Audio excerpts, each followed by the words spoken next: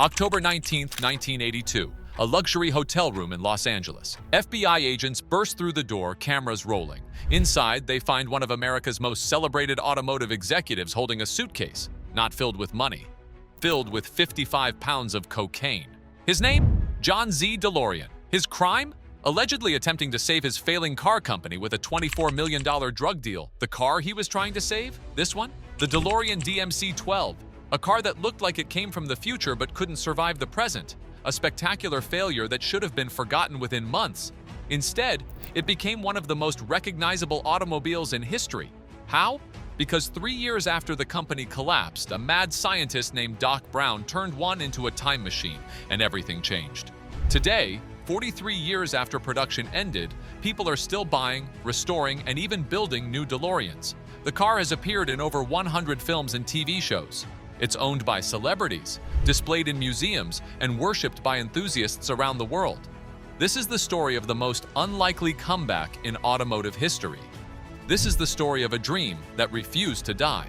To understand how a failed car became a cultural icon, we need to go back to where it all began.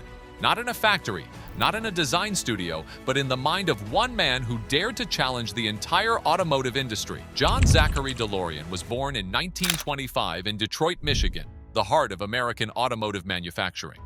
By the 1960s, he had become a legend at General Motors. At just 40 years old, he was the youngest division head in the company's history, running Pontiac and later Chevrolet. He didn't just sell cars, he created icons. The Pontiac GTO, the Firebird, the Grand Prix. These weren't just vehicles, they were statements. DeLorean was different from other executives. He wore trendy clothes, hung out with celebrities, and dated models. He was on the cover of magazines. The press called him the Golden Boy of Detroit. Industry insiders predicted he would become president of General Motors, the most powerful position in the American auto industry. But in 1973, John DeLorean did something nobody expected. He quit. He walked away from a multi-million-dollar salary, from power, from prestige. Why? Because he had a vision. He wanted to build his own car company, not just any car company. He wanted to create what he called an ethical car, a vehicle that would be safe, fuel-efficient, and built by a company that treated workers fairly. He wanted to prove you could succeed outside the corporate system. It was an audacious dream. Starting a car company from scratch is nearly impossible. The last person to successfully do it in America was Walter Chrysler in 1925. The odds were astronomical. The costs were staggering. But John DeLorean believed he could do it, and for a brief shining moment, it looked like he might actually succeed. DeLorean knew that to compete with established manufacturers, his car had to be revolutionary. So he hired the best designer in the world, Giorgetto Giugiaro of Italdesign. Giugiaro had already designed some of the most beautiful cars of the era. The Maserati Bora, the BMW M1, the Lotus Esprit. DeLorean gave him a simple brief: create something that looks like it's from the future. What Giugiaro created was breathtaking. Gull-wing doors that opened upward like the wings of a bird. Sharp, angular lines that looked like they were carved from a single block of metal. And most revolutionary of all, a body made entirely of brushed stainless steel. No paint, no rust, just raw, gleaming metal that would never need a touch-up. The stainless steel wasn't just for looks. DeLorean believed it would be more durable, more sustainable, and would give each car a unique appearance as the metal developed its own patina over time. The gull-wing doors weren't just dramatic, they were practical in tight parking spaces, requiring less clearance than conventional doors. But designing a beautiful car is one thing, building it is another. DeLorean partnered with Lotus Cars and their legendary founder, Colin Chapman. Chapman was a genius engineer who had revolutionized Formula One racing. His job was to turn Giugiaro's stunning design into a real, drivable automobile. Chapman designed a backbone chassis, a strong central spine that would support the entire car. The stainless steel body panels would be attached to a fiberglass underbody.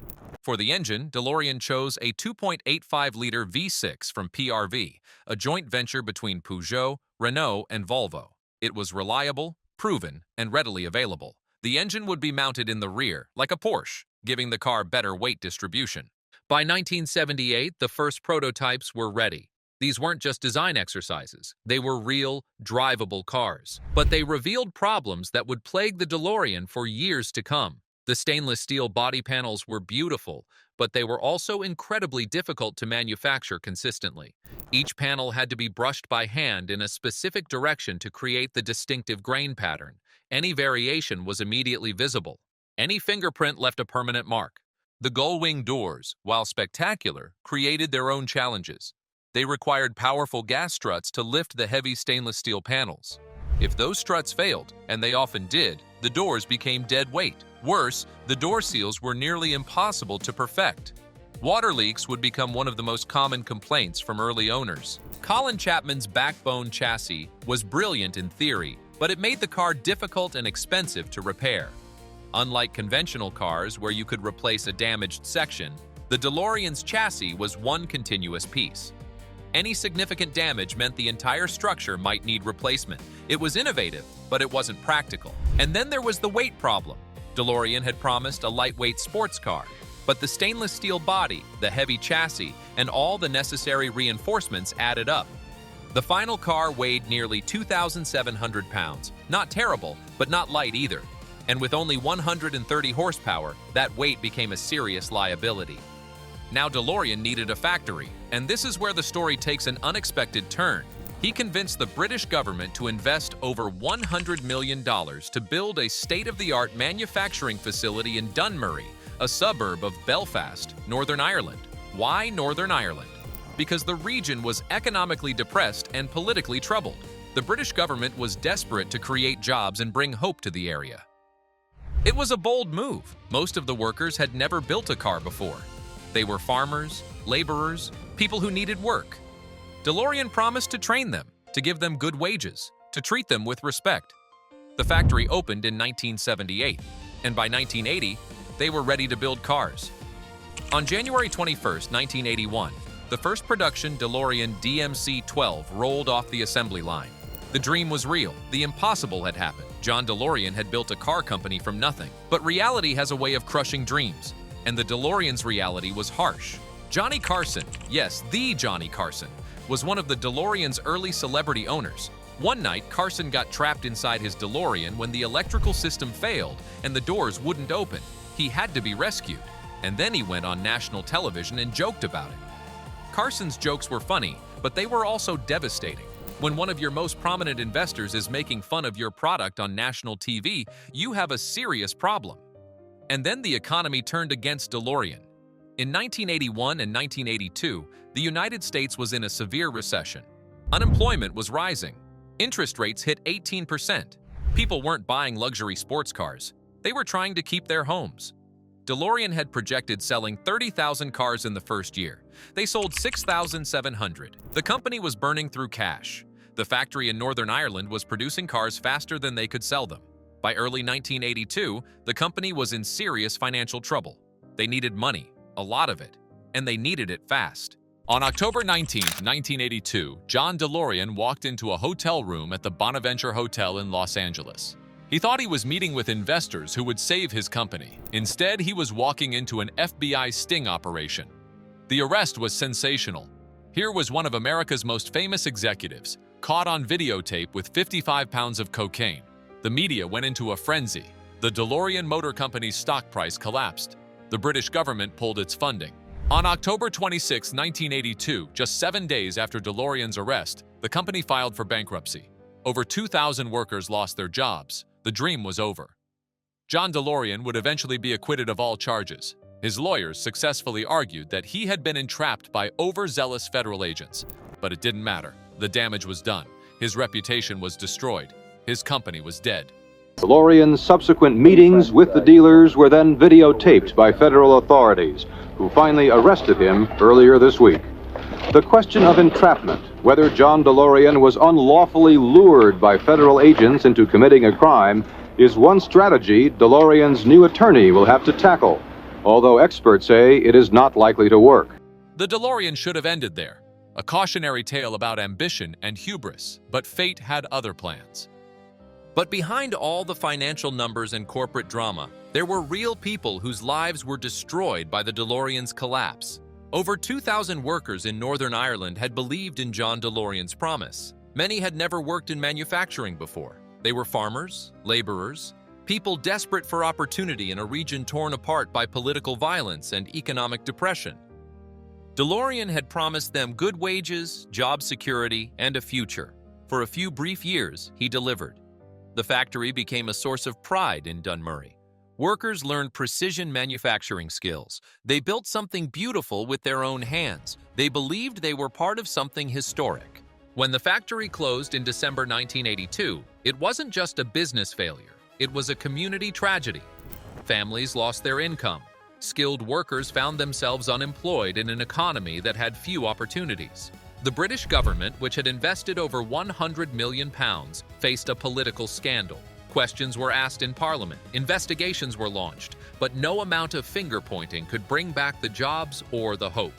Some of those workers would go on to find jobs at other manufacturers. Others emigrated, taking their skills to different countries. But many never forgot the DeLorean. Years later, when journalists would return to Dunmurry to interview former workers, they found a complex mixture of emotions: pride in what they had built, anger at how it ended, and a lingering sadness for what might have been. 3 years later, in the summer of 1985, a movie opened in theaters across America. It was called Back to the Future, and it needed a time machine. Director Robert Zemeckis and writer Bob Gale originally envisioned the time machine as a refrigerator, but they decided it should be a car. Not just any car. It had to look like it could travel through time. It had to look futuristic. And then someone suggested the DeLorean. 6 DeLoreans were used in the production of the Back to the Future trilogy. One was a fiberglass replica for the flying scenes. The others were real cars, heavily modified with all sorts of futuristic equipment. Back to the Future was a massive hit. It became the highest-grossing film of 1985, earning over $380 million worldwide. And suddenly, the DeLorean wasn't a failure anymore. It was Doc Brown's time machine. It was cool. The timing was perfect. Most of the 9,000 DeLoreans ever built were still on the road in 1985. Owners who had been embarrassed by their cars suddenly found themselves driving movie stars. And the phenomenon never stopped. Back to the Future became one of the most beloved film franchises of all time. The DeLorean went from automotive punchline to cultural icon overnight. But the DeLorean's pop culture presence didn't stop there. The car has appeared in over 100 films, television shows, and music videos. According to the Internet Movie Cars database, the DeLorean DMC 12 is one of the most frequently featured vehicles in entertainment history. The DeLorean's transformation from failure to icon created something unexpected: a collector's market. In the late 1980s and early 1990s, you could buy a used DeLorean for as little as $10,000. Many sat in garages, considered interesting curiosities but not particularly valuable. But as Back to the Future became a cultural touchstone for an entire generation, that began to change. Remember that original target price of $12,000? That's why it was called the DMC 12. But by the time the car reached dealerships, the price had more than doubled to $25,000. You could buy a Corvette for less. A Porsche 924 cost about the same. And both of those cars were faster. Because here's the thing nobody wanted to say out loud: the DeLorean was slow. That 2.85-liter V6 produced just 130 horsepower. 0 to 60 miles per hour took between 8 and 10 seconds. For a sports car in 1981, that was embarrassing. But speed wasn't the only problem. Quality control was a disaster. Early cars had electrical issues. Windows wouldn't roll up. Door locks failed. The gull-wing doors sometimes wouldn't open. Or worse, they'd open and then refuse to close. Owners found themselves trapped inside their cars, or locked out of them. By the 2000s, clean examples were selling for $20,000 to $30,000. Low-mileage cars commanded even more, and special examples like the gold-plated DeLoreans or cars with documented celebrity ownership could fetch 6 figures. Johnny Carson's DeLorean, when it sold at auction in 2023, brought over $100,000. Not because it was mechanically superior, but because of its story. The most valuable DeLoreans today are the movie cars themselves. In 2011, one of the actual time machines from Back to the Future Part 3 sold at auction for over $540,000. The hero car, the primary DeLorean used for close-up shots in all 3 films, is considered priceless. It's permanently displayed at the Peterson Automotive Museum, where it draws more visitors than cars worth tens of millions of dollars. But here's what's interesting. Even ordinary DeLoreans have become investments. A well-maintained example purchased 10 years ago has likely doubled in value. A fully restored car can sell for more than it cost when new, even accounting for inflation. The car that nobody wanted in 1982 has become one of the most sought-after vehicles of its era. The DeLorean's futuristic design attracted some pretty impressive owners, both during its original production run and in the decades since. Johnny Carson, Sammy Davis Jr., Kenny Rogers, Patrick Swayze, Jim Varney all owned DeLoreans. Today, will.i.am owns one of the most customized DeLoreans ever built. It's a testament to the car's enduring appeal. 40 years after production ended, celebrities still want to own one. At science fiction conventions, you'll find DeLorean replicas modified to look exactly like the time machine from Back to the Future. Fans spend thousands of dollars and hundreds of hours recreating every detail: the flux capacitor, the time circuits, even the Mr. Fusion unit. These aren't just cars, they're works of devotion. Today's DeLorean owners aren't content with just preserving history, they're improving it. The car that was criticized for poor performance in 1981 is being transformed into something John DeLorean might have originally envisioned. Modern engine swaps are common. Some owners install Porsche engines. The suspension, which was adequate in 1981 but crude by modern standards, can now be upgraded with contemporary components. Adjustable coilovers, modern shock absorbers, upgraded anti-roll bars. These modifications transform the driving experience, making the DeLorean handle like a modern sports car while retaining its distinctive appearance. Brakes, always a weak point on the original car, can be upgraded to modern multi-piston calipers and larger rotors. The 5-speed manual transmission can be replaced with a modern 6-speed. Even the interior can be updated with contemporary materials and technology, including digital displays, modern audio systems, and even smartphone integration. But perhaps the most exciting development is the electric conversion. Companies like DeLorean Midwest have perfected the process of removing the old PRV V6 and replacing it with electric motors and battery packs. The result? A DeLorean that's silent, quick, and environmentally friendly. 0 to 60 in under 4 seconds, 300 miles of range, and instant torque that makes the car feel alive in a way the original never did. These aren't just modifications, they're vindications. They prove that the DeLorean's design was never the problem. It was always about execution, about resources, about time. Given modern technology and proper development, the DeLorean can be everything John DeLorean promised it would be. Here's the most remarkable part of the DeLorean story. The car is more popular now than it was when it was new. An estimated 6,500 DeLoreans are still on the road today. That's over 70% of all the cars ever built. In 1995, a British mechanic named Stephen Wynn bought the entire remaining parts inventory from the bankrupt company.